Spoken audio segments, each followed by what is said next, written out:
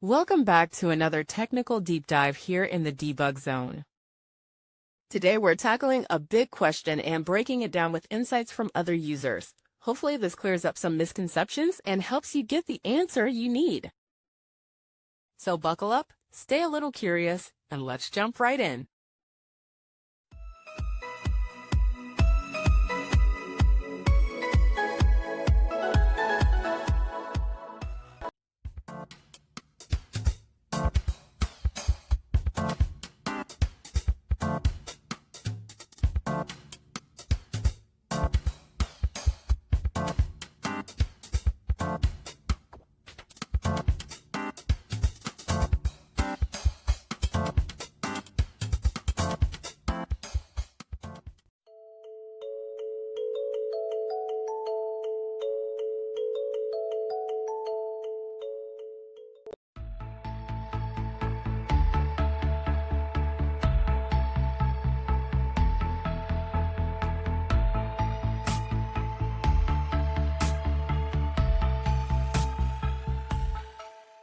And that's a wrap.